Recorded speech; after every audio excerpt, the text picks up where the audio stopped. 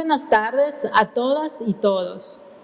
Saludo a nuestro ponente, maestro en Derecho, Raúl Alberto Pino Navarrete, presidente del Colegio Notarial de Yucatán. Magistradas y magistrados del Tribunal Superior de Justicia, entre los que se encuentran acá el magistrado Mauricio Tapan y el magistrado Alan Hernández. Consejeras y consejeros del Consejo de la Judicatura y juezas y jueces del Poder Judicial del Estado. Asociaciones y colegios de abogados. Personal colaborador del Poder Judicial y público en general. Sean todas y todos bienvenidos. Es un honor dirigirme a todas y todos ustedes en representación del Poder Judicial del Estado de Yucatán, en esta conferencia que nos convoca a reflexionar sobre un tema de enorme trascendencia: el testamento y el papel fundamental de la función notarial en su elaboración. El testamento es más que un documento jurídico, es, sobre todo, un instrumento de certeza. Garantiza que la voluntad de una persona prevalezca más allá de su vida y que sus seres queridos cuenten con claridad y seguridad respecto de su patrimonio y deseos. De esta manera, las personas notarias, al elaborar un testamento, evitan conflictos, preservan la paz familiar y protegen los derechos de las y los herederos. La certeza jurídica que brinda el testamento es también certeza social. Cuando el derecho se aplica con claridad y sensibilidad, las familias pueden enfrentar con serenidad un momento difícil, confiando en que la justicia y la legalidad estarán de su lado. En este contexto, resulta indispensable reconocer el papel que desempeñan las personas notarias como fedatarias y garantes de la legalidad. Su función en la elaboración de los testamentos es esencial. Ofrecen seguridad, imparcialidad y confianza, valores que son piedra angular de un Estado de Derecho sólido. Para el Poder Judicial de Yucatán, espacios como este son también una oportunidad invaluable para estrechar vínculos con las asociaciones de profesionales, como el Colegio Notarial, que con su experiencia y compromiso fortalecen nuestro sistema jurídico. La justicia se construye en comunidad, con instituciones abiertas y con profesionales comprometidos.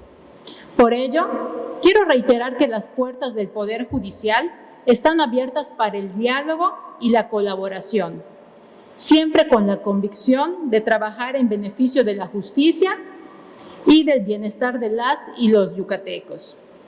Solo con esta cercanía podremos atender los retos actuales y responder a las demandas de una sociedad que exige certeza, transparencia y resultados. Celebro este ejercicio de reflexión conjunta.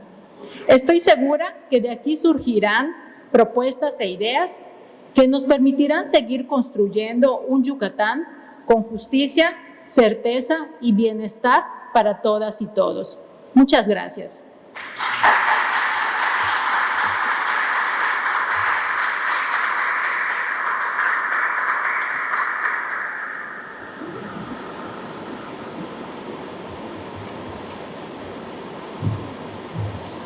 Agradecemos sus palabras, magistrada. A continuación, daré lectura a la semblanza de nuestro ponente.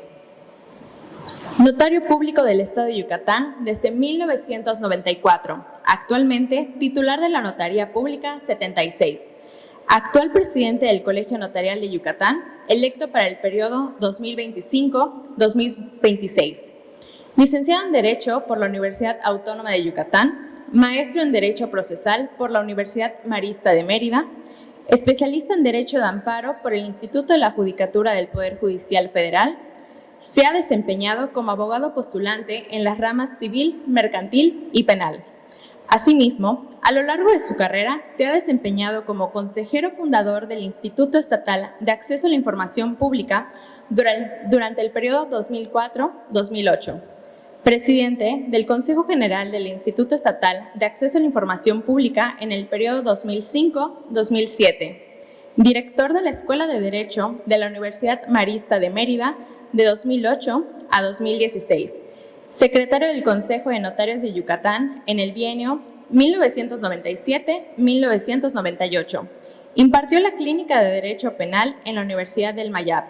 Ha impartido los cursos de actualización en la Universidad Autónoma de Yucatán en los temas de amparo y derecho de acceso a la información pública. Conductor del programa radiofónico Diálogos Jurídicos, transmitido por la Radio Universidad en los años 2000 y 2001. Ha sido conferencista y penalista sobre diversos temas de derecho en instituciones académicas y colegios de profesionales.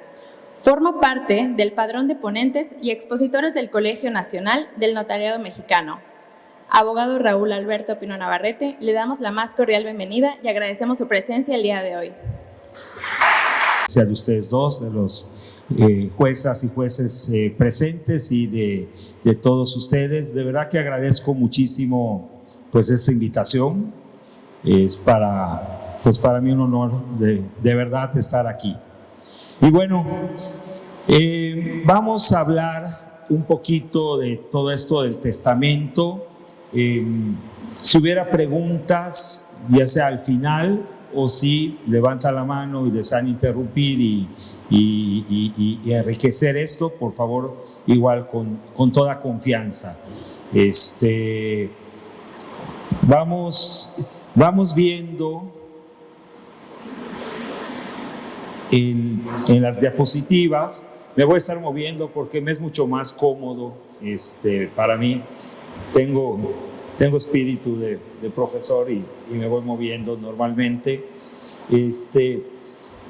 Lo primero que comento ahora es que estamos en el mes de testamento y que pues si abren los diarios, si prenden la radio, si les empiezan a salir en internet toda clase de anuncios de este mes del testamento, que desde 2003 empezó el programa en la Ciudad de México y se ha ido replicando en los distintos estados de la República. Actualmente todos participan en esta campaña.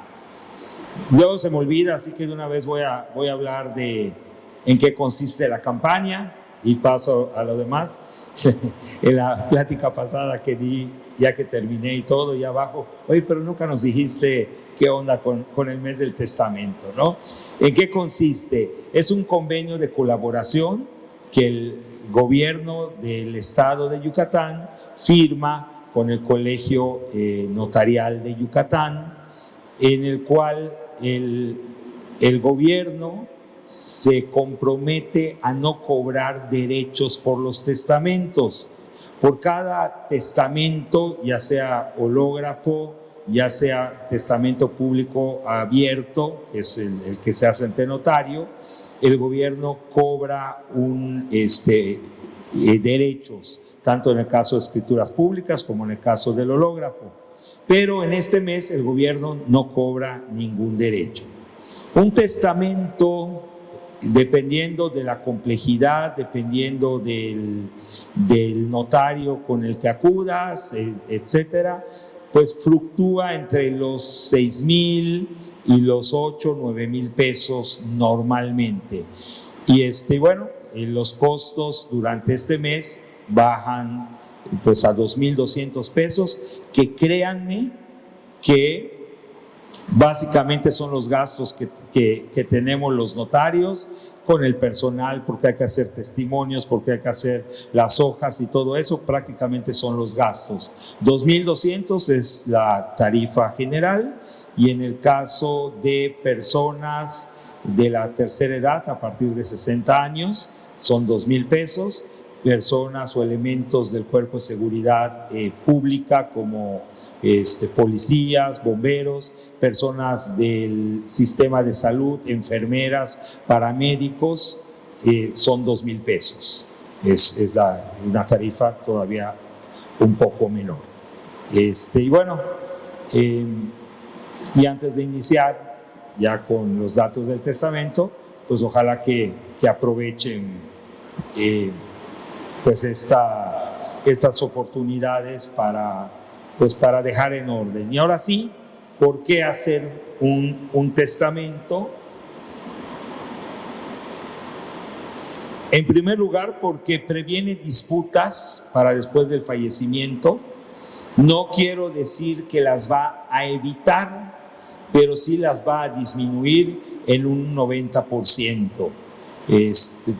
Más adelante les voy a hacer algunas recomendaciones de cómo elaborar un testamento, después de ver los distintos tipos de testamento. Desde luego sé que la mayor parte de los que están aquí pues va a ser una especie de repaso, porque pues estando en el Poder Judicial, pues sé que hay personas que son expertos en materia familiar y bueno, desde luego pues están todos familiarizados con la materia del derecho en general. Sin embargo, vamos a hacer un repaso y al final voy a dar algunas recomendaciones de qué poner o qué no poner en un testamento, partiendo de la experiencia que he tenido pues como notario durante 30 años. Desde luego agiliza muchísimo los trámites, sobre todo si no hay niñas, niños y adolescentes, y si no hay personas con alguna discapacidad mental, personas interdictadas, aunque ya sabemos que esto de la interdicción pues ya está pasando a la historia, pero sí personas con apoyos especiales de acuerdo con lo que dispone el Código Nacional de Procedimientos Civiles, que entrará próximamente en vigor. Y el tercer requisito es que no haya ninguna disputa entre los herederos ni con terceros. En el momento, en cualesquiera de estos tres, o sea, si se conjuntan estos tres casos, el procedimiento se puede llevar ante notario público al 100%, lo cual libera al Poder Judicial, a los juzgados de lo familiar, pues de mucho trabajo, y pues da paso a que pues puedan los demás juicios pues fluir con mayor rapidez y que no estén los jueces ocupados en cuestiones en donde no hay absolutamente ningún conflicto entre las partes y que se puede llevar perfectamente en una notaría. Entonces agiliza los trámites y desde luego, pues lo más importante, define la voluntad del testador. Es decir, a final de cuentas se va a hacer con los bienes lo que el testador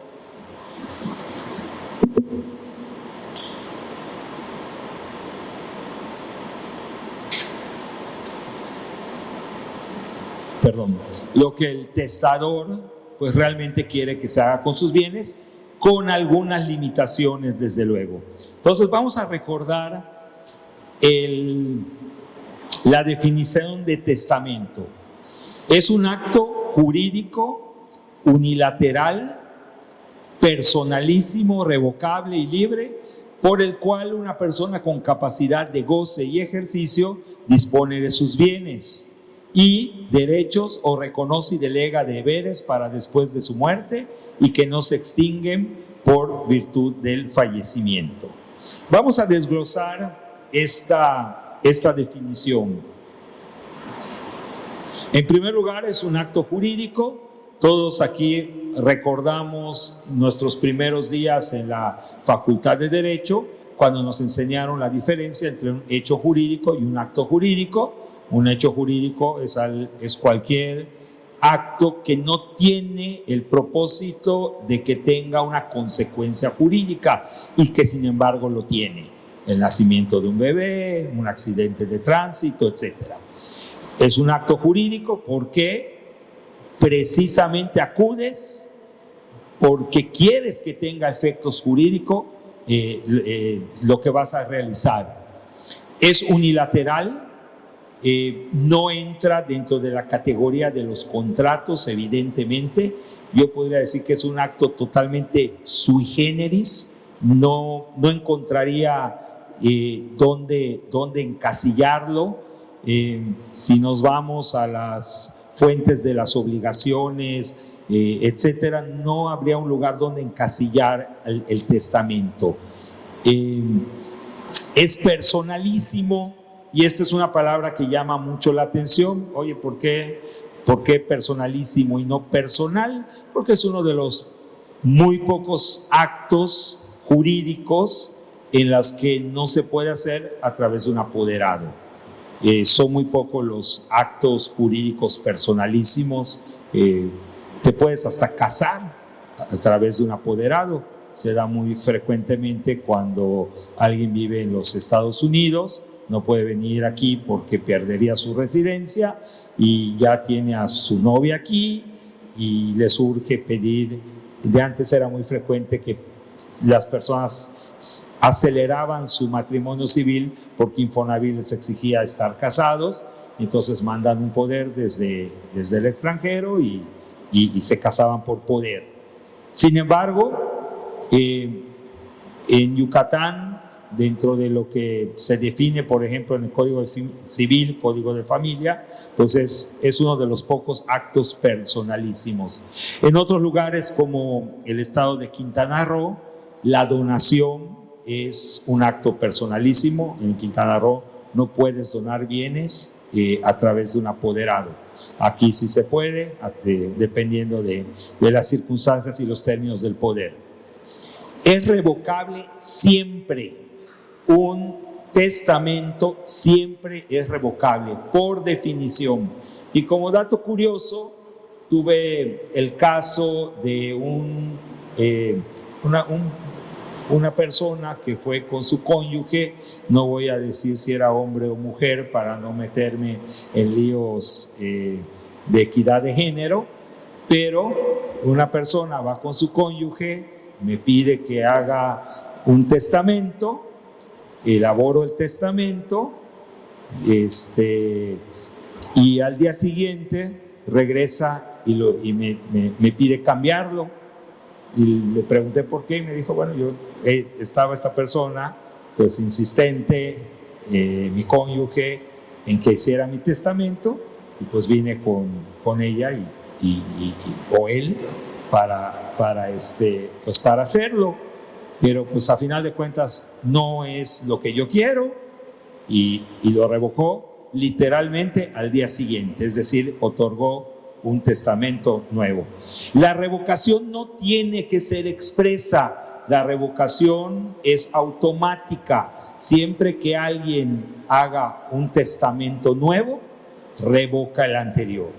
Y la verdad nunca me ha tocado que alguien vaya solamente a revocar un testamento. Normalmente van a otorgar un nuevo testamento y en automático se revoca el anterior.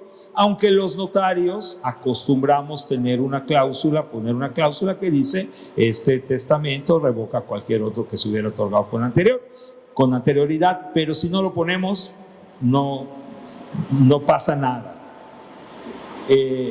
Desde luego es un acto libre, y esto que parece muy sencillo,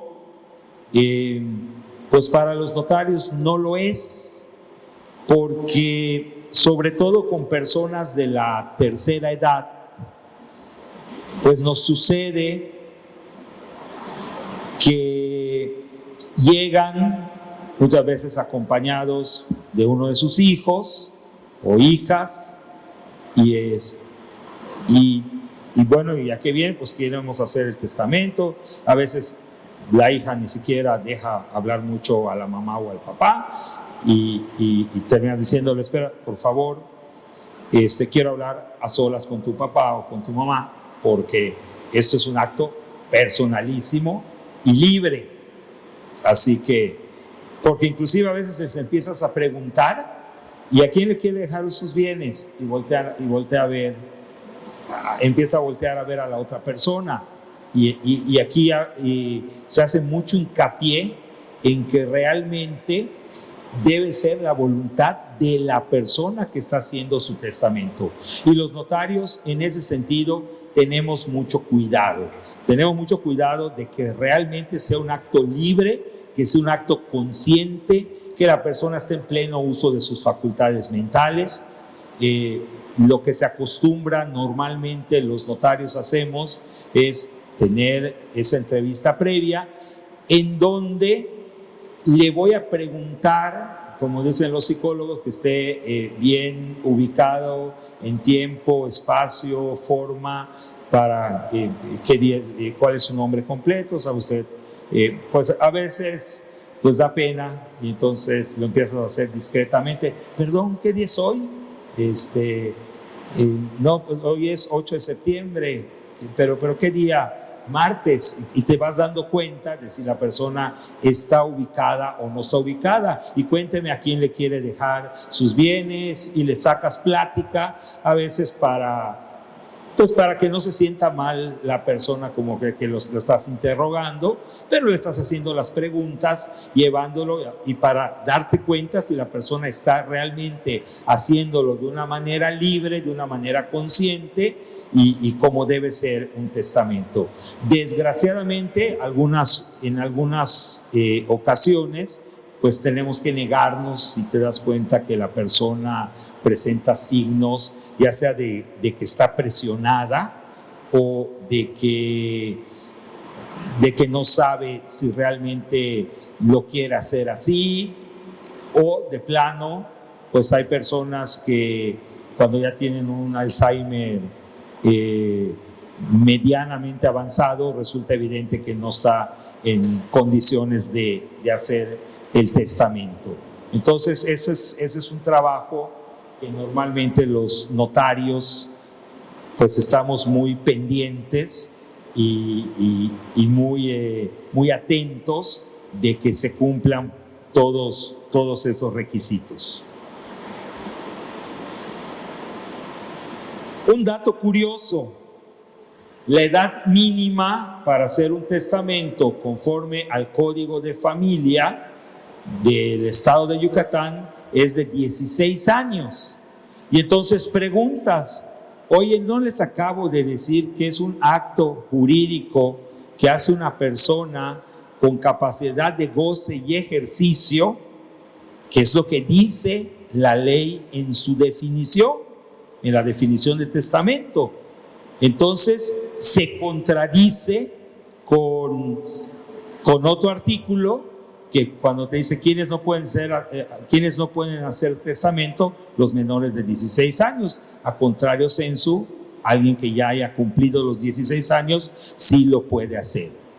Creo que probablemente, si actualmente no te puedes, ya está muy definido que, por ejemplo, en materia penal, en materia para contraer matrimonio, todo eso, pues ya son actos que se han dejado para las personas que tienen más de 18 años, pues creo que en una revisión sería conveniente reformarlo.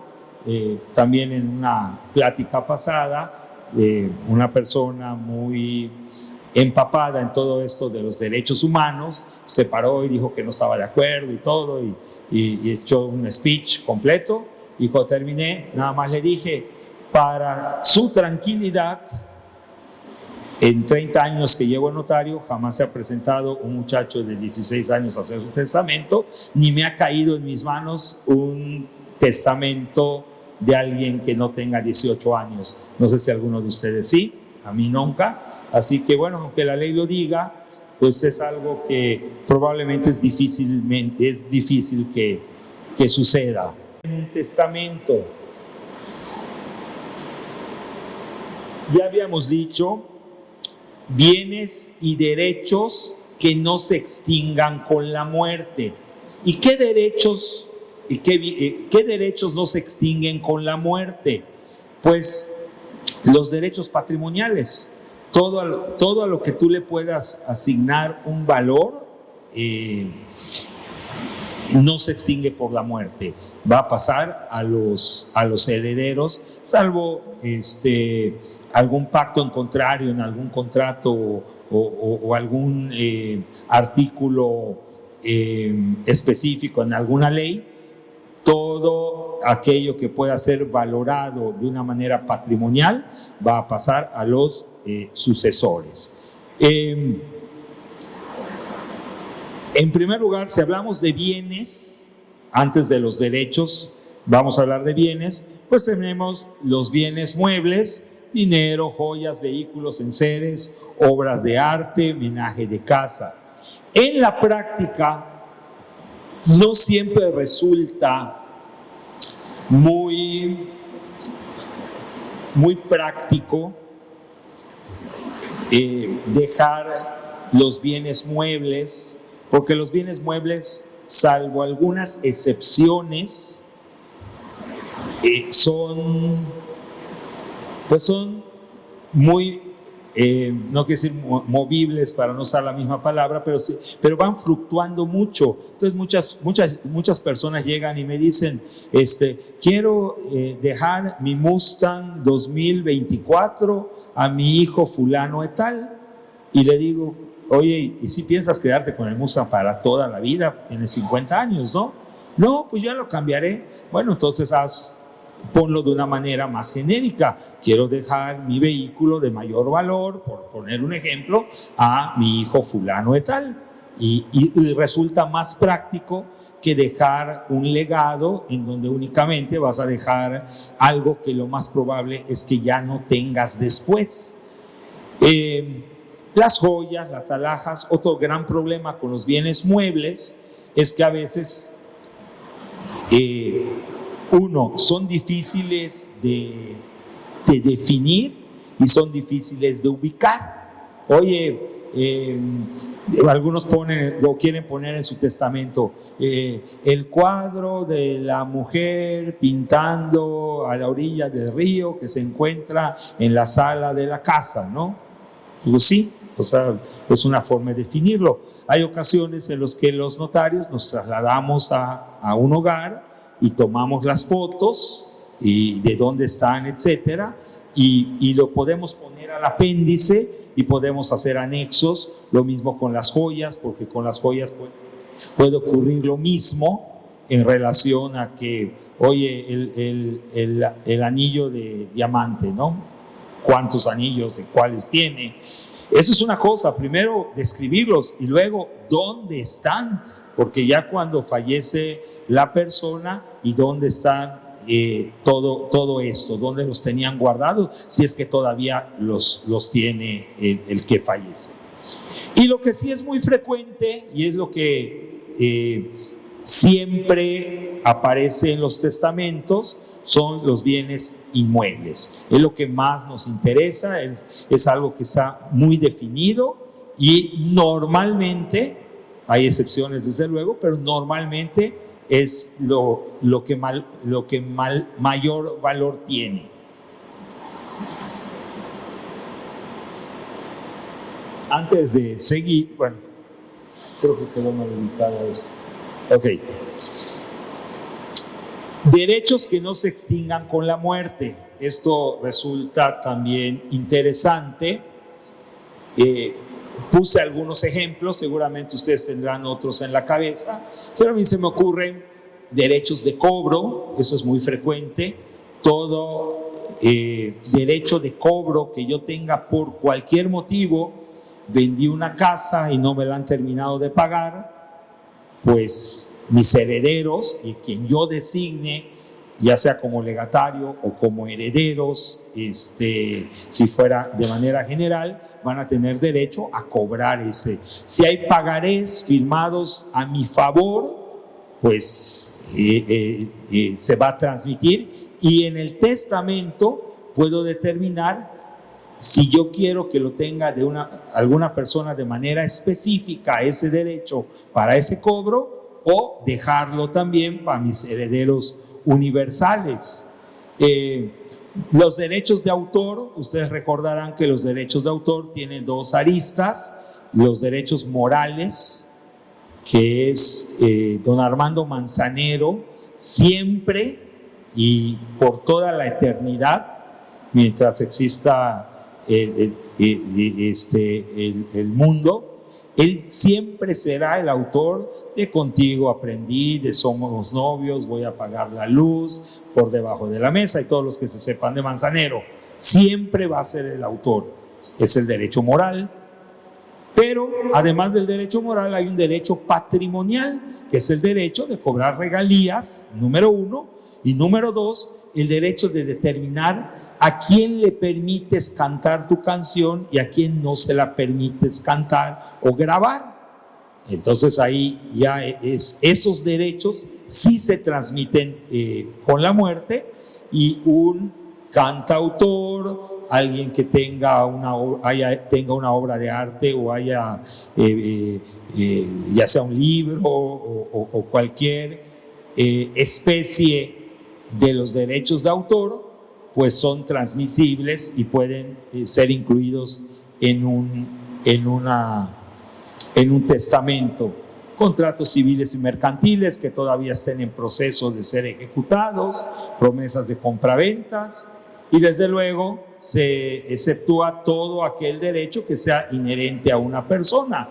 Si yo soy un médico y ya firmé un contrato para operar a una persona, o soy un abogado que estoy llevando un juicio de divorcio, pues si yo fallezco, pues eso no es transmisible, son intuito persona, no se puede transmitir evidentemente.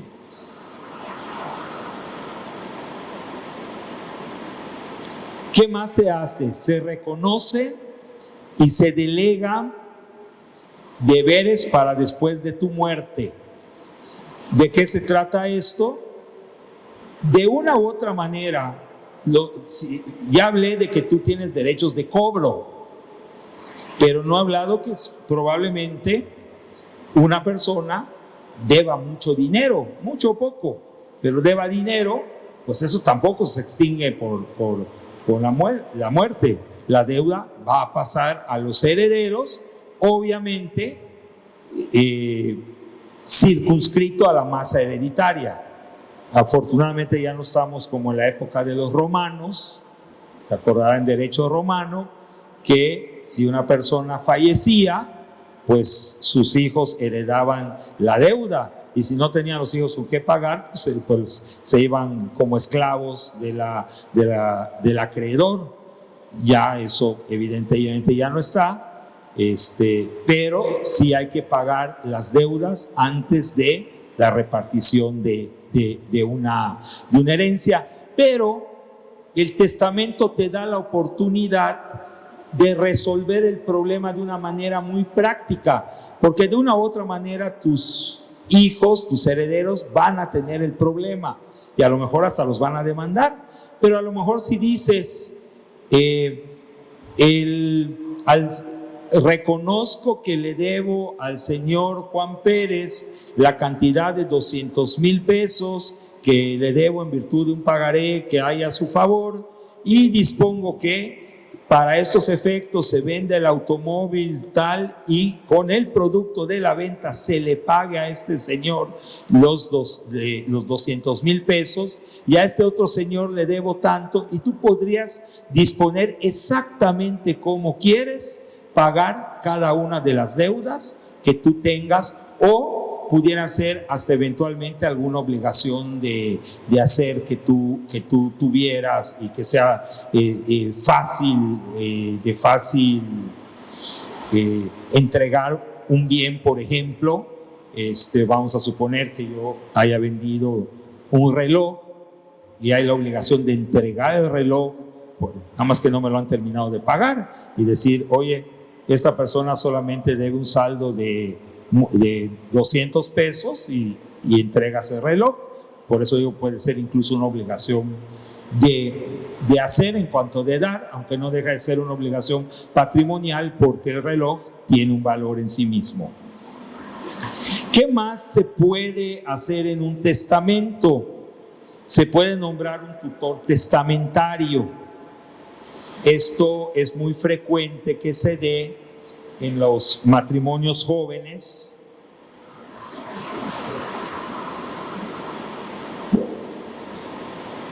que se preocupan porque tienen hijos chicos, y dicen, oye, si me muero yo, se queda la mamá, y si se muere la mamá, pues me quedo yo. Pero ¿qué va a pasar si nos morimos los dos? Porque sabemos que el tutor testamentario solamente operaría si desaparece la patria potestad.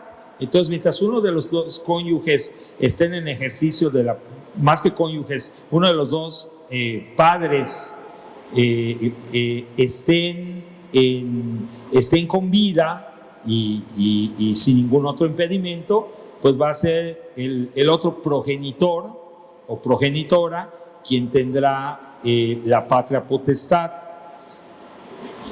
Pero si fallecen los dos, recordarán que la patria potestad pasa a los ascendientes de ulterior grado, es decir, a los abuelos. Nada más que los abuelos, pues a veces ya están viejitos, ya están muy grandes y no están en condiciones de ponerse a cuidar a un muchacho de 13 años que pues a esa edad son rebeldes y llevan una actividad muy, muy rápida, o a un bebé de 2 años de edad, ¿no? Entonces, la ley te permite designar un tutor testamentario, y aquí viene una cuestión muy curiosa, porque aquí inclusive, aunque la patria potestad le corresponde a los abuelos, la ley dice que le corresponderá al juez determinar si respeta la patria potestad o finalmente le da la tutela a la persona, al tutor testamentario que hubiera designado la persona fallecida.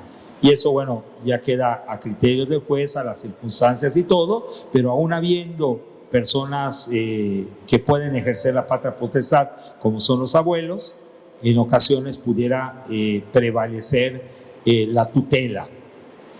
Otra cuestión importantísima que siempre los notarios les pedimos o les preguntamos es si tienen personas a quien dejarles alimentos. ¿Por qué? Porque si tú tienes la obligación de dejar alimentos y no los dejas, pues el testamento va a ser inoficioso, no va a ser nulo, el testamento va a valer, pero antes de darle valor a todas las demás cláusulas del testamento, el juez tendrá que separar aquello que se considere que es suficiente para los alimentos de los acreedores alimentarios del fallecido. Entonces, esa parte pues es muy importante. Podría ser al revés, aunque no es tan frecuente, que tu obligación de dejar alimentos sea para un ascendiente.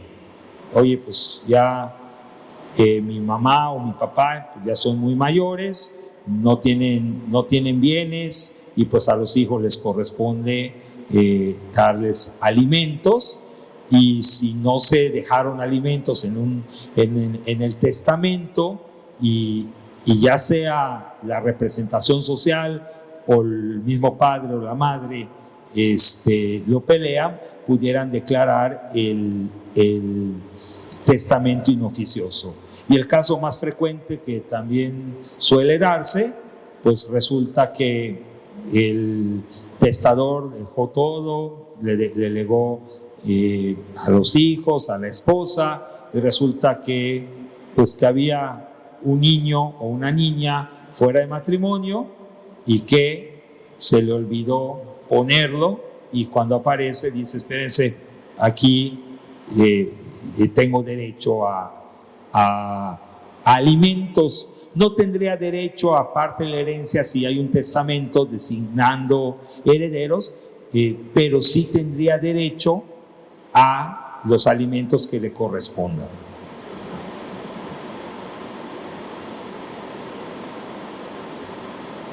Capacidad para testar. Todas las personas, mientras no se prohíba, están incapacitados los menores de 16 años, ya hablamos de eso. Quienes tengan trastorno mental transitorio o permanente. Y aquí viene una fracción muy interesante: los sordomudos que no sepan leer y escribir. A mi modo de ver, esta cláusula ya es arcaica, ya está totalmente fuera de tiempo. Viola para mí todos los tratados internacionales que tienen que ver con los derechos humanos de las personas con capacidades diferentes, porque un sordomudo que no sepa leer y escribir, pero tiene alguna forma de comunicarse y que, como pues, el famoso lenguaje de señas o cualquier otro que pueda acreditarse de una manera fehaciente que efectivamente puede expresar su voluntad, pues privarlos del derecho a hacer un testamento, pues a mi modo de ver puede resultar inconstitucional.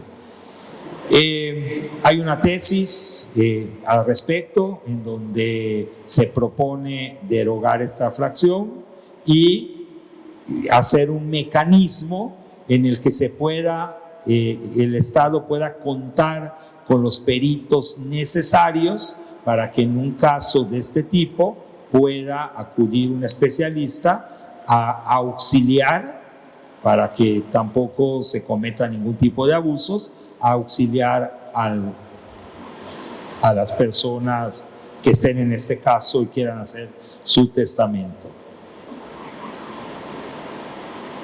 ¿Cuándo se recomienda hacer un testamento? Siempre que haya un patrimonio, por chico que sea. Platicábamos hace un ratito, pues lo que sucede en la vida práctica mientras las personas no adquieran se sientan ya muy cercanas a su fallecimiento, ya sea por la edad o por alguna enfermedad, pues no existe una cultura muy fuerte del testamento. Afortunadamente, con estas campañas del mes del testamento, pues ya se ha incrementado esa cultura.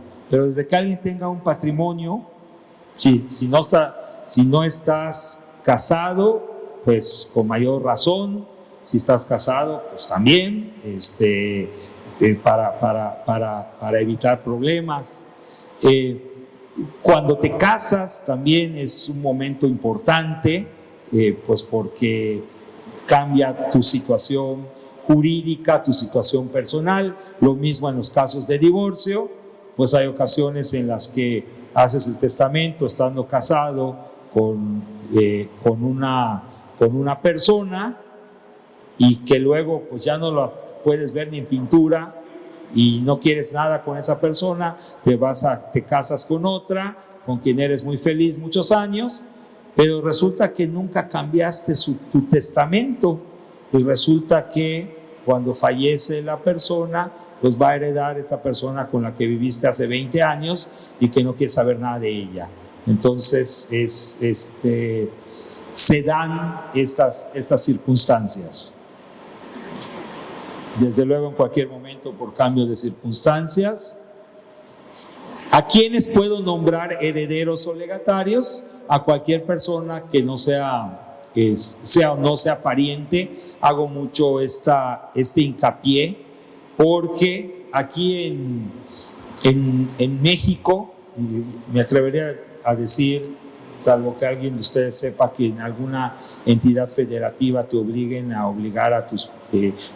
testar a favor de algunos parientes, pero aquí no existe tal limitación. Así que si no quiero nada con la familia y quiero darle herencia a un tercero, lo puedo hacer sin ningún problema. Obviamente respetando el derecho de dar alimentos que tengan mis acreedores alimentarios. Ahí sí no lo puedo brincar. Y en el caso de la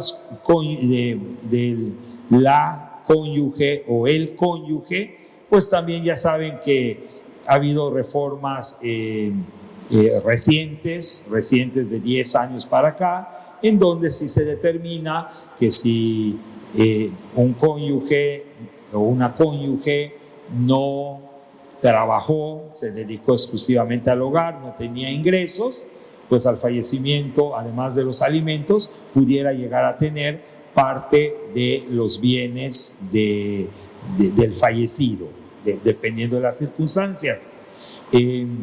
Aquí también hago un corte que siempre me hacen, que seguramente ustedes lo tienen claro y por eso tampoco lo han preguntado ni lo van a preguntar, es qué pasa con aquellos que están casados por sociedad conyugal.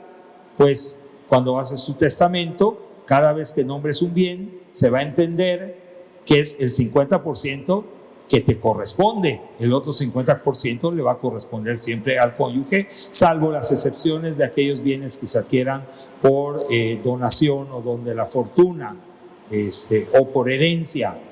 En cualquiera de estos tres casos, pues no entran dentro de la sociedad conyugal.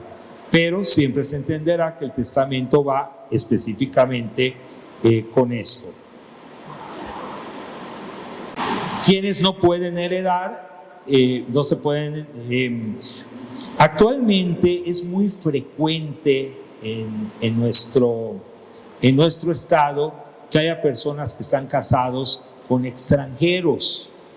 Muy frecuente, pues porque todos sabemos que muchos canadienses, muchos estadounidenses y alguno que otro europeo se ha venido a vivir a la ciudad de Mérida o a los puertos yucatecos, y finalmente se casan con alguien y quieren dejar como herederos al esposo, o a veces ni siquiera están casados, pero pues ya es su pareja y quieren dejarlo.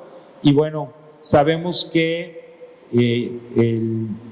la mayor parte del estado de Yucatán está ubicado a menos de 50 kilómetros de la costa, lo cual, si tú pones en tu testamento, quiero dejarle el predio número 211 de la calle 13A de la colonia Itzimná al señor John Smith, aunque sea mi esposo, a mi esposo John Smith, esa cláusula se tendría por no puesta, porque hay un impedimento constitucional que impide a los extranjeros heredar o tener bienes raíces a menos de 50 kilómetros de la costa.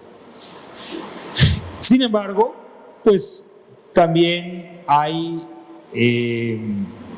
soluciones. Si se puede poner ahí, puedes poner la cláusula tal cual y poner un segundo párrafo diciendo: para el caso de que al momento de mi fallecimiento el señor John Smith no hubiera adquirido todavía la nacionalidad mexicana, es mi voluntad que el albacea de la sucesión constituya un fideicomiso traslativo de dominio que le permita el uso y disfrute del bien. Y bueno, con eso lo solucionas, y es así como los extranjeros, todos ustedes lo saben, así compran, entre comillas, compran propiedades en la costa.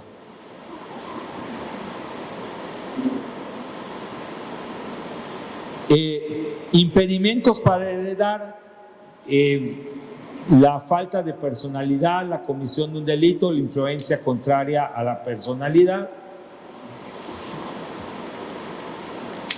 Falta de personalidad, pues los que no estén concebidos, es decir, los que no estén en la panza de mamita, al momento del fallecimiento del autor de la sucesión. Entonces, como ustedes saben, yo puedo nombrar como heredero, yo no tengo nietos, pero yo puedo disponer que mi herencia se divida en partes iguales entre mis nietos. Si no hay nietos, bueno, pues esa cláusula se tendría por no puesta. Pero si al fallecer mi nieto ya viniera en camino, con eso sería suficiente. Desde luego tiene que vivir, porque no hay forma de que herede un feto, pero una vez que nazca y vive 24 horas, es lo que le llaman, siempre se le conoció en derecho civil como una persona viable y a final de cuentas pues puede heredar.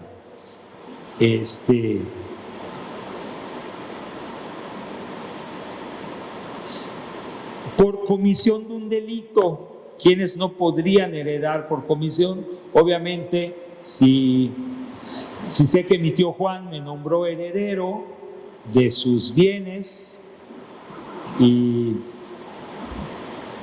hace 10 años hizo su testamento, me dijo: Raúl, hace mi testamento, y pues el tío Juan en esa época tenía 80 años, y yo digo, pues ya voy a heredar.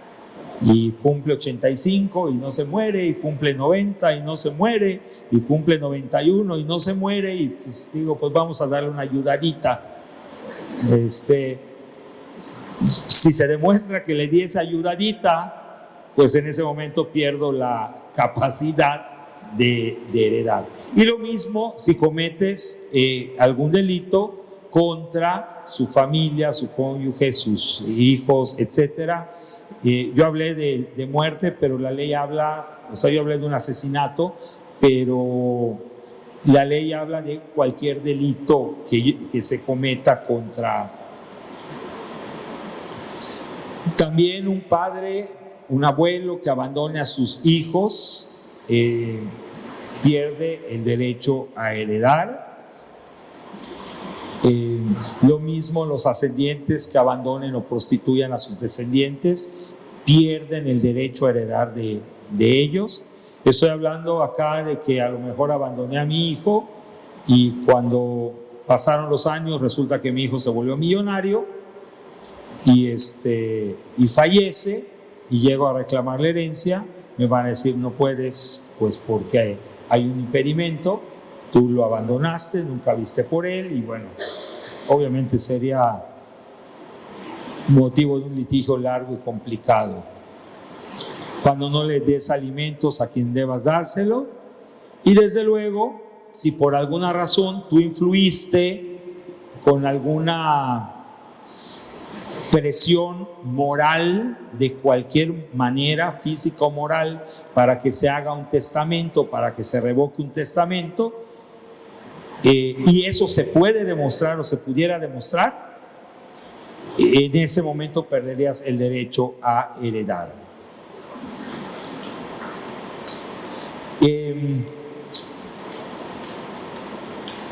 Si una persona está en su lecho de muerte, ya se está muriendo, y llega el sacerdote de cualquier religión que fuera, y llega el sacerdote y le dice: oye, los pecados que me cuentas son terribles, tú vas derechito al infierno con todo esto que me estás contando, a menos que dones los bienes a los pobres y me los puedes pasar a mí, y pues haz un testamento ahorita y yo veo que le llega a toda esta pobre gente, y te garantizo que en 2 minutos después de muerto estás en el cielo, ¿no?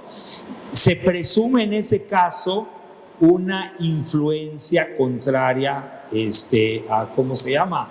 A la libertad del testador. En ese momento el testador no es libre, está bajo una amenaza. Entonces, aunque no haya sucedido esto que les estoy contando, si quisiera la persona nombrar como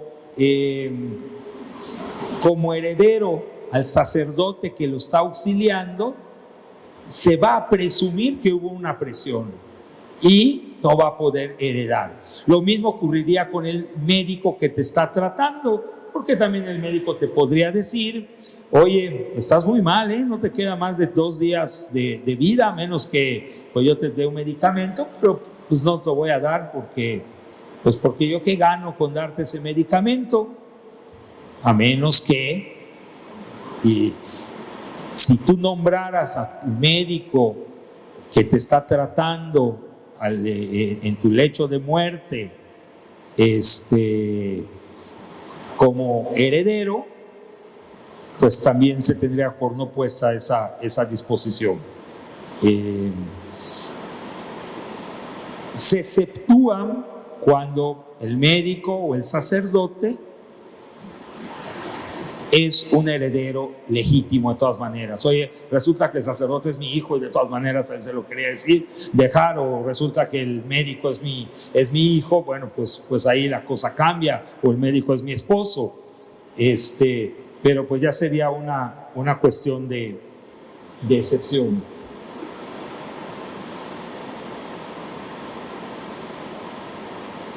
Falta de reciprocidad internacional. Si no puedo heredar si en Cuba hay alguna ley que impida que los mexicanos hereden, aquí no puede heredar un cubano, alguien que tenga nacionalidad cubana. Y bueno, vienen cuestiones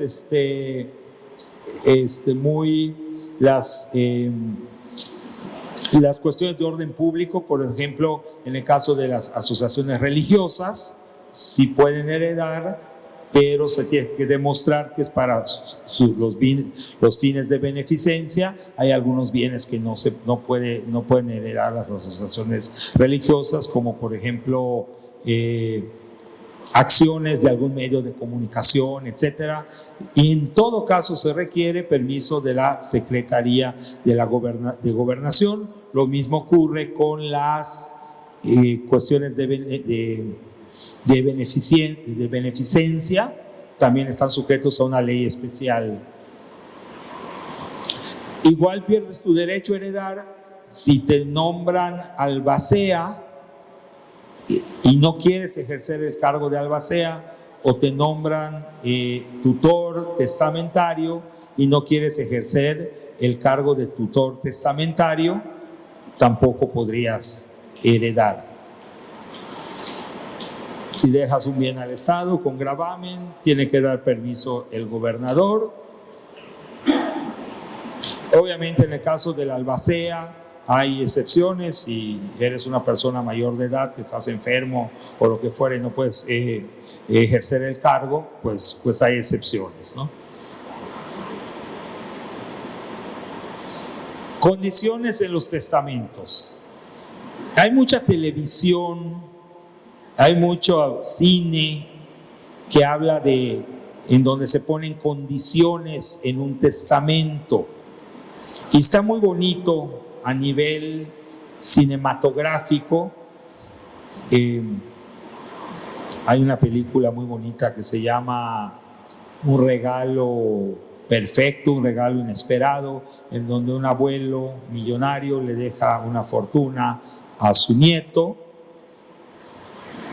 pero le dice: tienes que cumplir ciertas condiciones antes de acceder a la herencia, y tiene que trabajar en una granja y tiene que meterse a hacer una serie de trabajos que le impone el abuelo para hacer que su nieto sea un hombre de bien, y después de eso acceder a la herencia. En una película está muy bien. También estaría muy bien probablemente en un país anglosajón, pero la verdad que aquí en México tratar de probar todo eso y llevar un procedimiento para probar esto, vas a meter en aprietos al juez, vas a meter en aprietos a las personas. Yo, salvo alguna excepción válida, por ejemplo, bueno, soy dueño de un consultorio y pongo como condición que se le quede a mi hijo Jorge si concluye su profesión de médico cirujano, que además es muy fácil de probar con tu título, y si no, pues que sea de todos mis hijos, porque es lo justo, ¿no? Bueno, salvo algunos detalles así, la verdad es que soy enemigo de que se pongan condiciones en los testamentos. Ahora, hay algunas que no se pueden poner, están prohibidas, y vamos a darle un repaso muy rápido a cuáles no se pueden.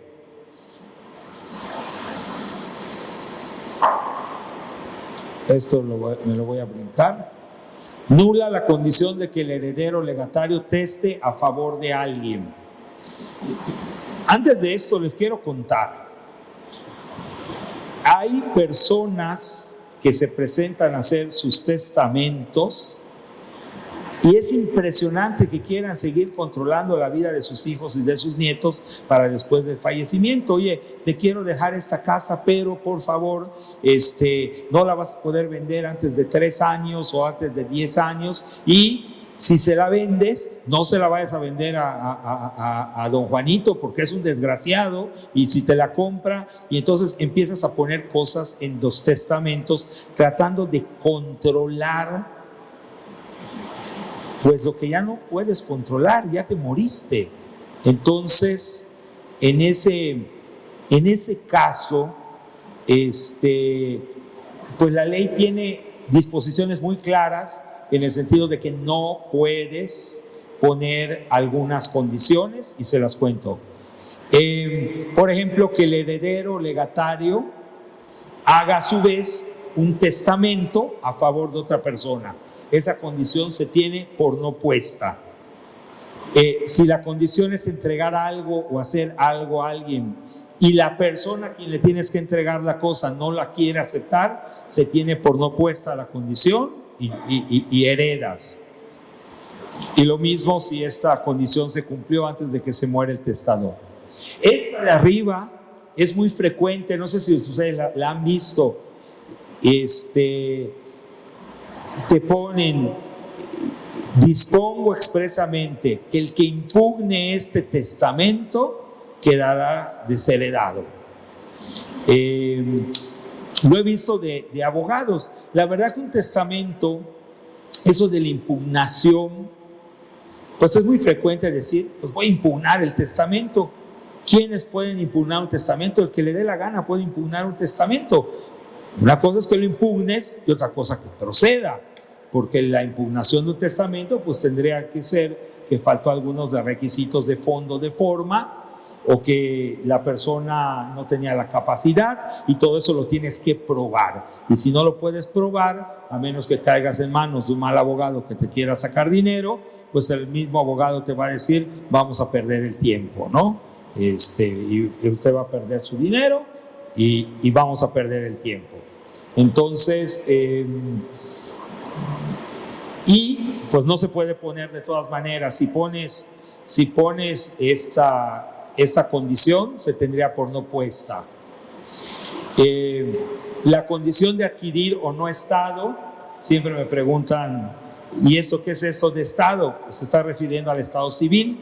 Oye, te voy a dejar esta casa, pero ya puse en el testamento que si te casas con Claudia, pierdes tu derecho a heredar, cuidadito, te casas con ella porque es una arpía. No, digo, es un ejemplo. Esa cláusula se tiene por no puesta. Pues le voy a decir a mi papá o a mi mamá que está en el cielo, pues me casé con Claudia y además heredé. ¿Ok? O sea, entonces se va a tener por no puesta. Todas esas condiciones se tienen por no puestas. Y lo mismo, lo contrario, ¿no? Que te pongan como condición de que te cases, de que te divorcies, cualquier cosa de este tipo se tiene por no puesto. Lo que sí puedes dejar es pensiones mientras alguien permanezca soltero o viudo. Esta es una disposición que data de muchos años atrás, cuando las mujeres eran muy pocas las que trabajaban, y cuando había una viuda o una mujer que no se casó nunca, había la costumbre de dejar una pensión. Y de antes, en el código anterior, se hablaba de mujer, ahorita ya se habla de hombre o mujer a quien tú le pudieras dejar esa pensión.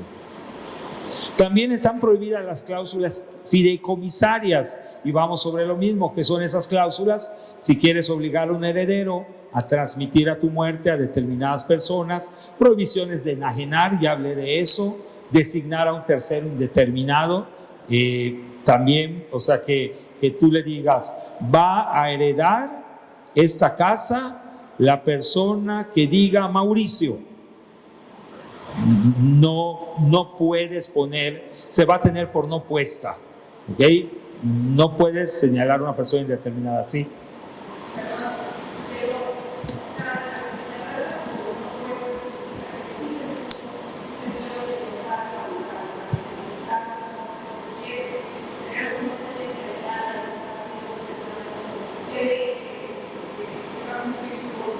Desde luego que el notario tiene la obligación de informarle que esa cláusula es nula y que no la debe de poner.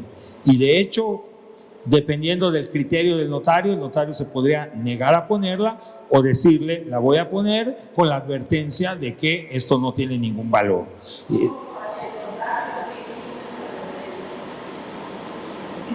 Si yo fuera el notario que lo voy a poner, la pondría yo allá, pondría la advertencia. Hago constar que no obstante que le hice saber que eso es nulo, lo puso. ¿Podría una persona tener interés y decir, oye, ¿y si cambia la ley y luego sí se puede poner esta condición por si las moscas lo quiero poner? Bueno, ahorita es nulo. Si a mí me preguntas, yo me negaría a ponerlo. Pero no puedo hablar por todos los notarios porque hay cuestiones que son de criterio, ¿ok? Pero yo me negaría a ponerlo porque pues, si no tiene ningún sentido poner algo que va a ser nulo. Y como dices tú, pues hasta podría ser un engaño para la persona. O a lo mejor no lo engañé, pero va a parecer que lo engañé. O sea, que el testamento va a decir, ¿cómo se atrevió Raúl a poner esto, no?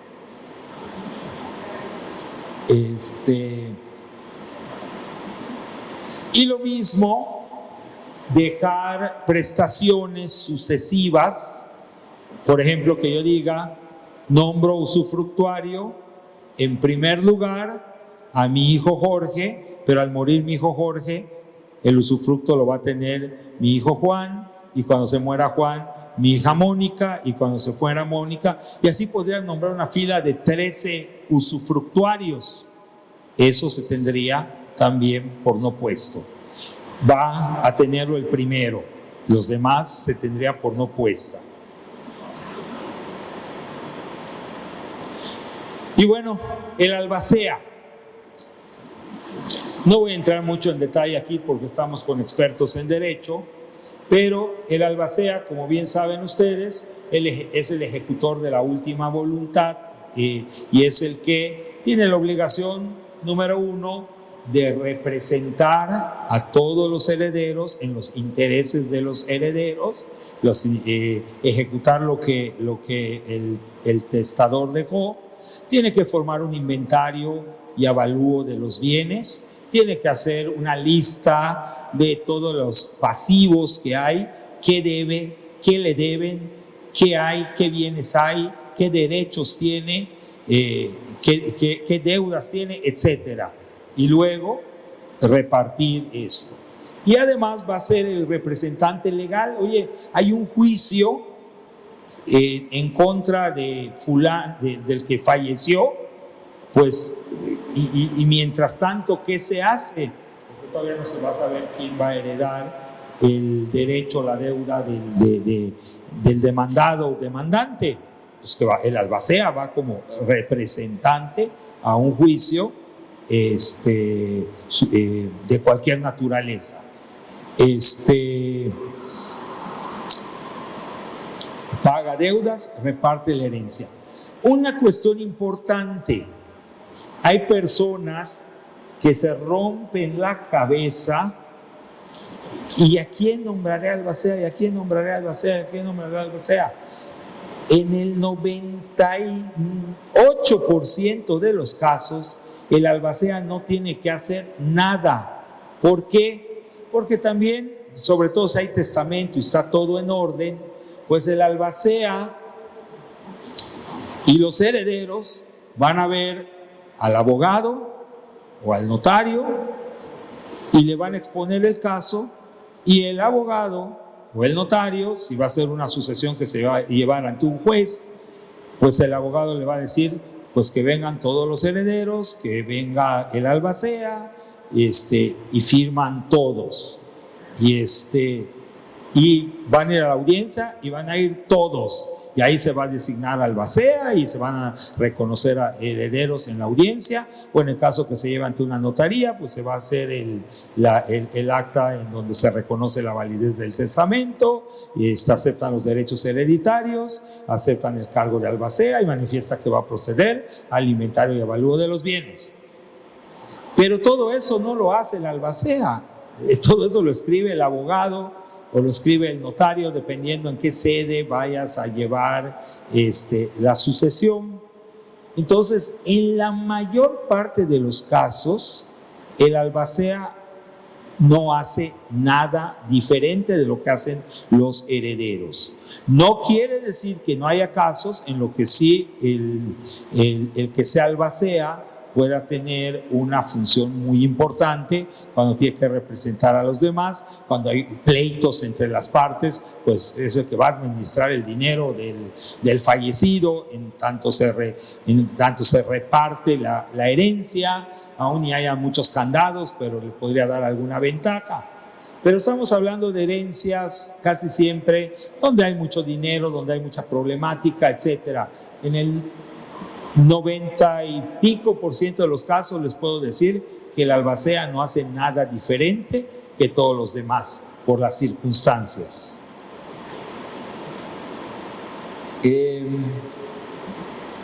Forma de los testamentos, el testamento público abierto y el hológrafo.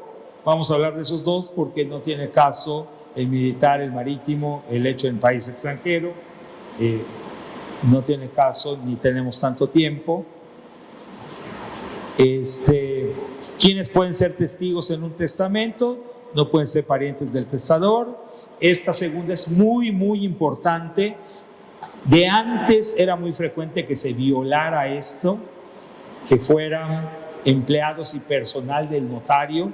Era una costumbre muy arraigada y era una costumbre que además todavía ha pasado. Cuando le dices trae tus testigos y no me los puedes dar, no me los pueden dar aquí, no, está prohibido, pero es muy frecuente que te lo digan y no, trae tus testigos.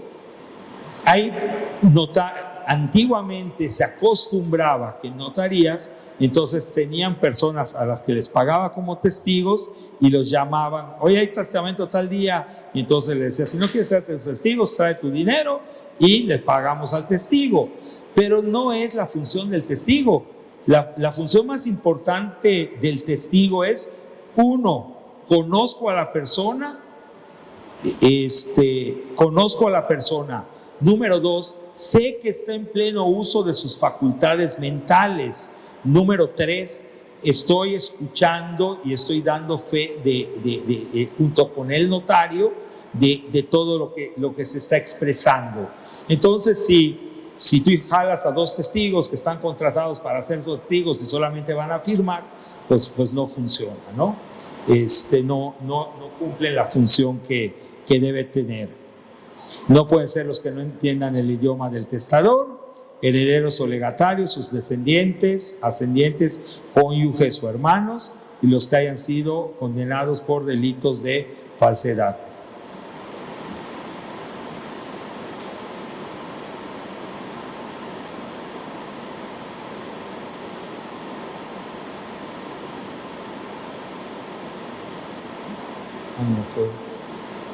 Todo para el otro lado.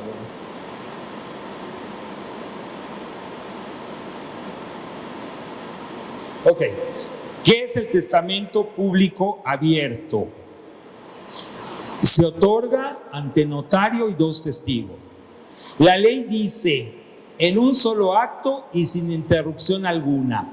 Y es más, la ley es muy precisa en esto. Dice, en un solo acto que empieza con la manifestación de la voluntad del testador y termina con la firma del testamento por parte de los testigos, el testador y el notario. En teoría, ¿qué sucede siempre? En teoría llega, quiero hacer mi testamento, a ver, ¿y dónde están tus testigos? Aquí están mis testigos.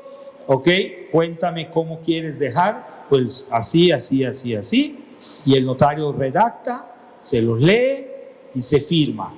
Oye, Raúl, ¿y se hace así realmente en la práctica?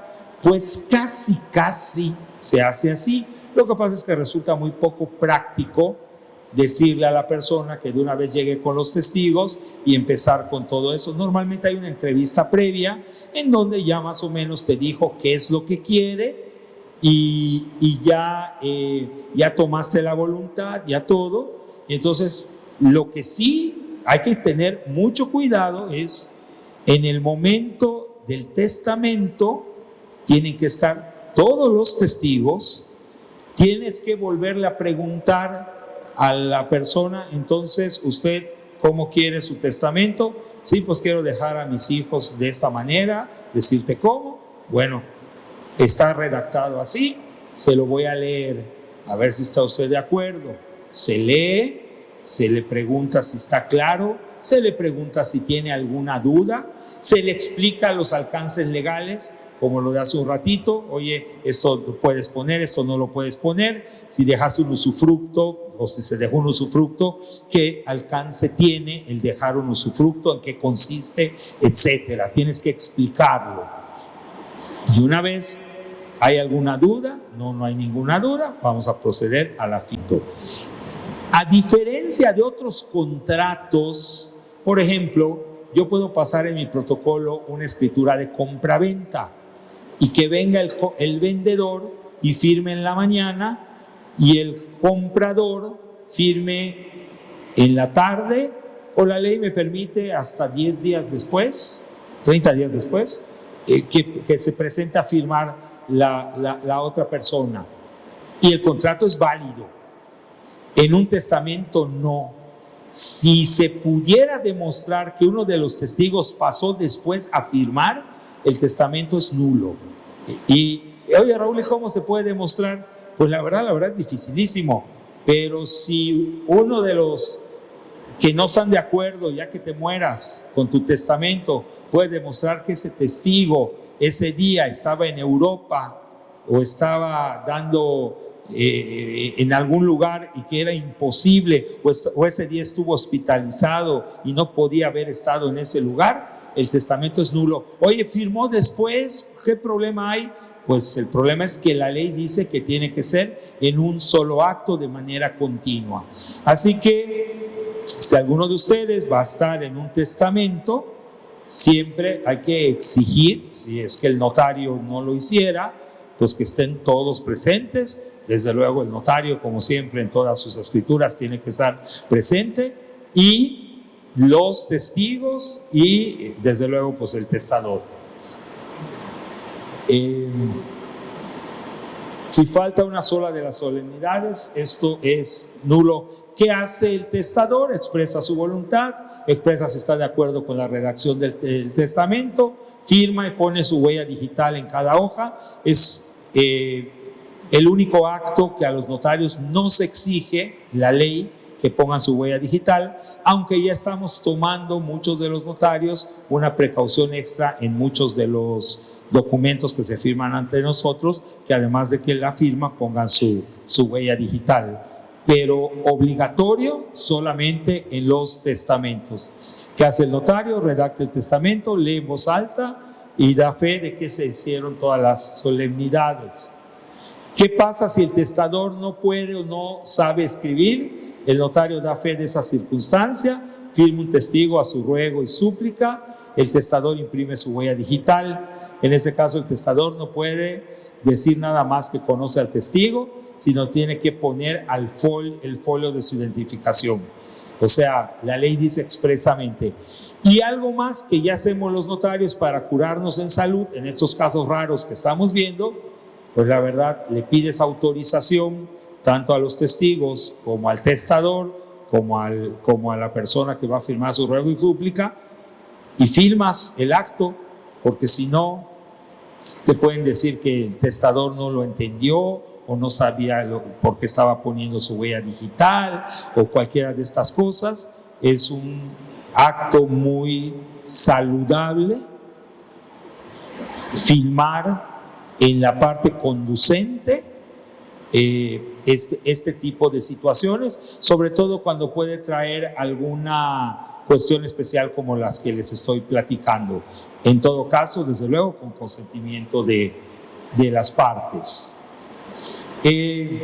Si no sabe leer, se le lee 2 veces el testamento. Eso dice la ley.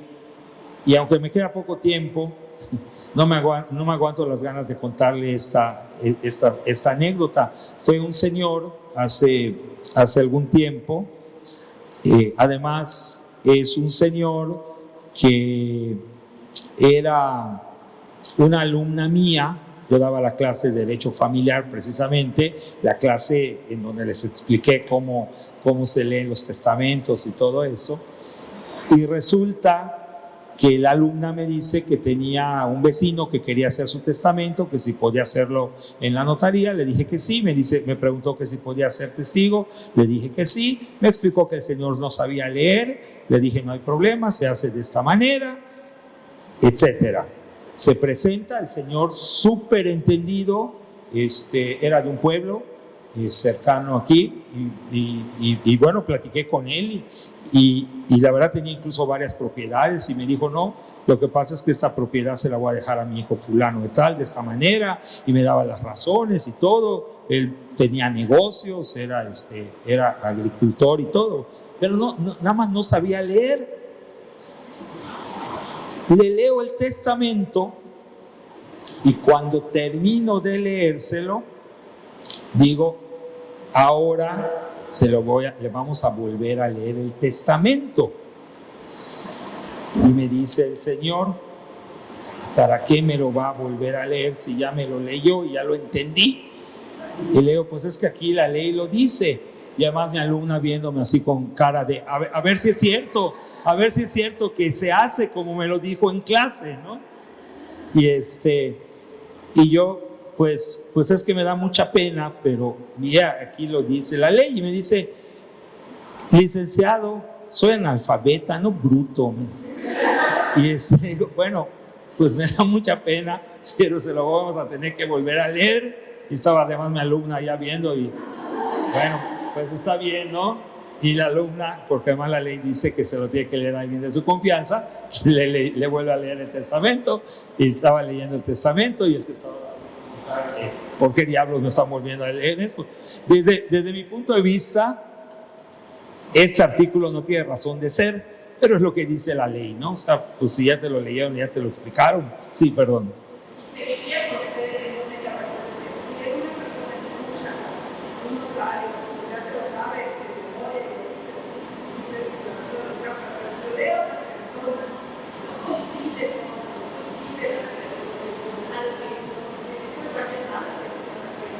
Sí, pero aquí estarías hablando de un derecho que siempre tendrá la persona el derecho de que se lo lea a alguien. En eso estoy de acuerdo. Yo no estoy en contra de ese derecho. Pero si la persona está en un acto de confianza en donde ya la otra persona es su vecina, ella me lo llevó y todo eso, pues la verdad, pues salía un poquito del sentido común volverlo a leer. Sin embargo, bueno, ahí está la ley.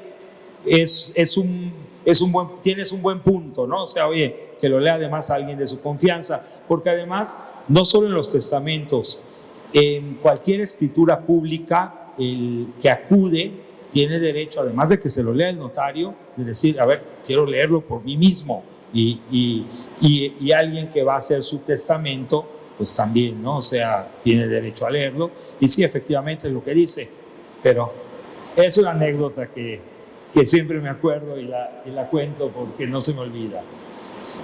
Si es sordo, pues evidentemente no tiene caso que se lo lea si es sordo, pero pues se lo das para leer, a ver si está, y si no sabe leer, ya lo dijimos. Si es ciego o no puede leer, es lo mismo, se lee 2 veces, uno por alguien de su confianza y otro por el notario. Si el testador ignora el idioma español, ese sí es un verdadero rollo. Si el testador ignora el idioma español, lo que hay que hacer es que el testador lo tiene que escribir de su puño y letra. Traer a un traductor que traduzca al español. La traducción al español es lo que vas a poner en tu protocolo, en el protocolo del notario, y al apéndice de la escritura va el documento original que escribió el testador. En la práctica, pues es un poco difícil porque le tienes que decir al testador, pues el testador te dice, pues yo no sé redactar ni cómo va. Entonces en la práctica, ¿qué se hace? Pues se lo redacta, se lo traduces al inglés, ya sea alguien de la notaría o alguien designado por él, se le presenta y si está de acuerdo, pues el pobre tiene que volverlo a escribir porque tiene que hacerlo de su puño y letra, lo va a copiar, pero pues va a saber que está copiando, pero lo va a estar entendiendo, ¿no? Y bueno, es en el caso de un extranjero que ignora el idioma español. Si es extranjero, pero ya se lleva años viviendo acá y entiende el idioma español, no hay problema. El problema no es que sea extranjero, es que no hable español. Y bueno, estamos hablando de extranjero. Ya pues hay muy pocas personas, pero todavía existen, pues que hablan solamente el idioma maya y pues estarían exactamente en el mismo caso. Y insisto, falta una sola de las solemnidades, así lo dice la ley. El testamento es nulo y el notario es sancionado y responsable de daños y perjuicios. Y cuando dice una sola de las solemnidades es porque el testamento, ¿se acuerdan ustedes? Recordando también nuestra clase de contratos y de actos jurídicos, hay actos consensuales, no requieren ninguna formalidad. Los formales requieren de los signos externos, algunos tienen que estar por escrito, otros ante el notario, otros inscritos en el registro público. Y los solemnes, la diferencia entre los formales y los solemnes, ¿se acuerdan? Es que los formales tienen una nulidad relativa y pueden ser ratificados y pueden ser validados. En el caso de los actos solemnes, no hay nada que hacer. O sea, podrá hacer otro testamento en un futuro, pero no puede llegar la persona y reconocer la validez de ese testamento. Sí. ¿Por qué? Porque es un acto solemne, como lo es el matrimonio, por ejemplo. Y ahora sí, el hológrafo. Sí, perdón. Los públicos, ahorita que nos mencionó que están filmando estas cuestiones del testamento, que es una muy buena manera de respaldar, justo porque en las nulidades todo el tiempo hacen referencia a no haber comparecido o que no se les hizo lectura. ¿Estas filmaciones, por ejemplo, consta en el testamento? ¿Se señala que existen o es una cuestión de un respaldo privado para ustedes? En mi caso, no solamente lo hago en los testamentos, pongo una cláusula genérica en donde, en este caso, el testador y los testigos autorizan a que en caso de que el notario lo crea necesario, tomar las imágenes y o audio de estos para ser guardados para futuros investigaciones. Y ya al firmar el testamento ya me autorizaron a hacer eso y desde luego pues se los explico, oigan, se les va a filmar, están de acuerdo, etc. Entonces queda como un respaldo.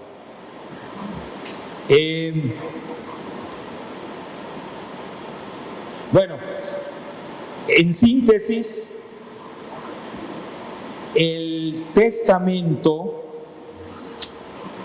hológrafo lo va a hacer de su puño y letra, lo van a meter en un sobre, se lo van a llevar al director del archivo notarial, el director del archivo notarial le pone la leyenda, esto contiene el testamento y se firma allá ante dos testigos. En la práctica pues te dan un formato, etcétera. ¿Cuál es el problema del testamento hológrafo? El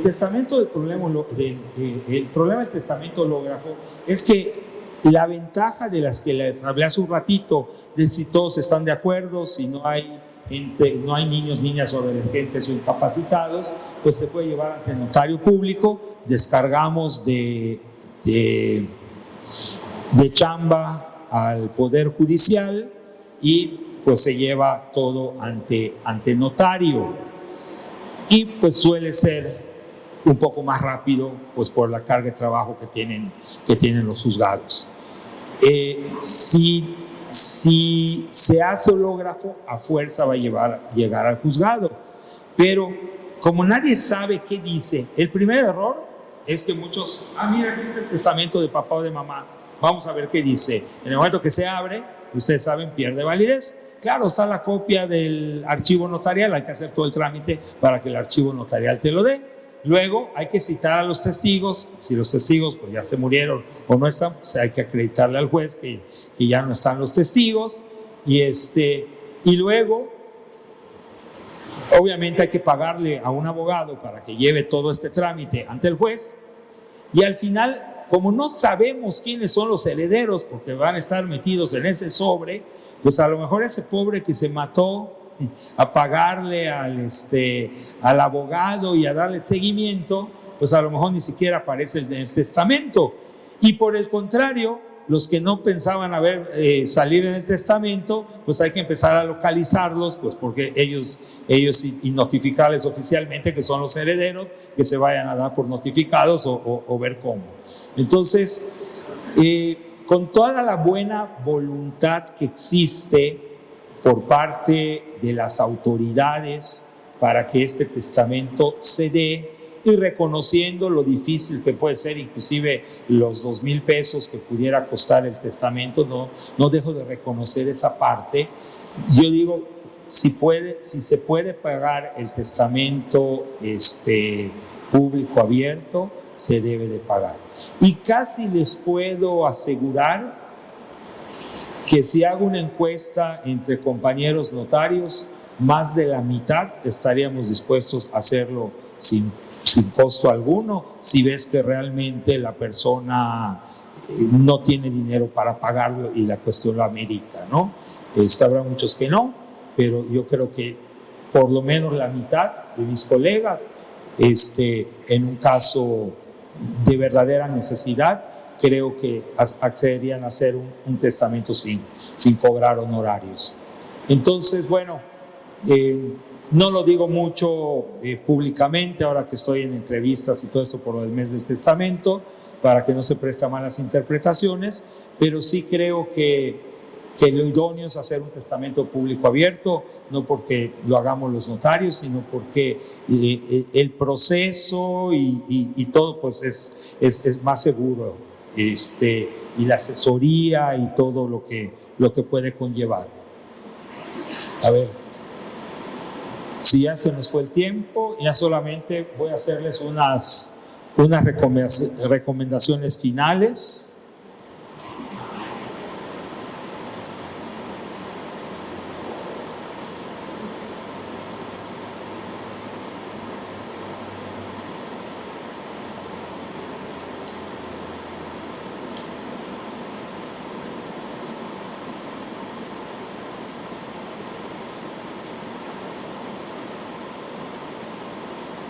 Ok. Algunas precisiones. La primera, ya me brinqué la lámina, pero no quiero dejarlo de mencionar. Me pregunta mucho la gente, oye Raúl, ¿será que hago un testamento o de una vez lo dono? Ok.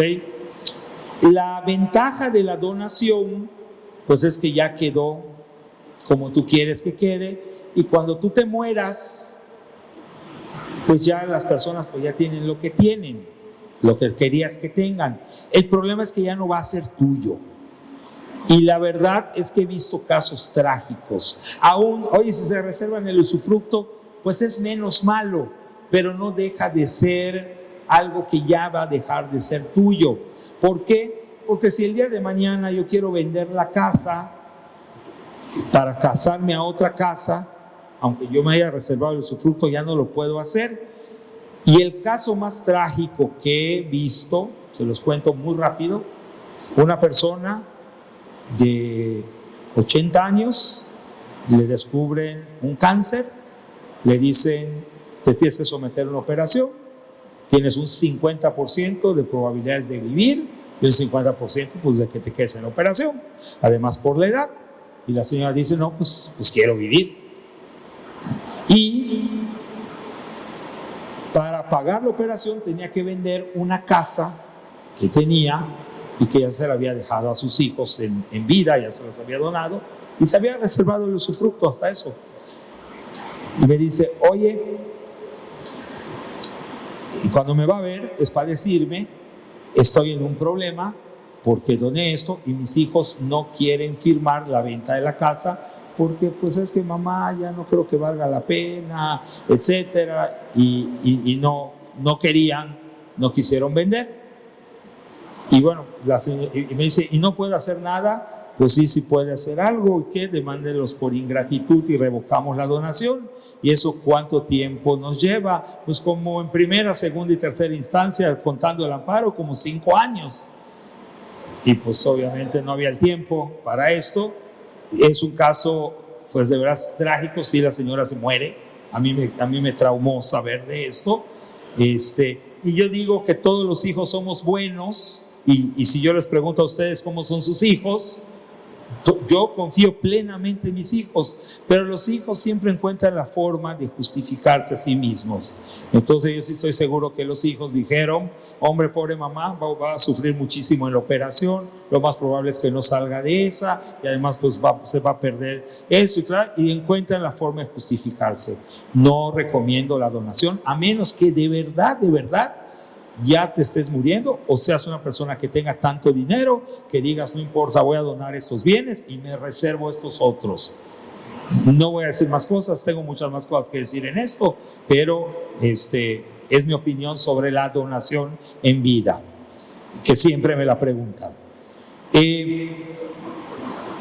Una cosa muy importante, ustedes saben que la herencia la puedes dividir en legados y en herederos universales. Herencia, herederos universales. Nombro universal heredero a mi hijo Jorge, o nombro universales herederos en un 50% a cada uno de ellos, a Jorge y a Luis, o nombro universales herederos en un 33% a Hugo, Paco y Luis, como ustedes quieran. Lo voy a designar en porcentajes siempre, o a menos que seas universal heredero, y vas a heredar lo que haya en la masa hereditaria.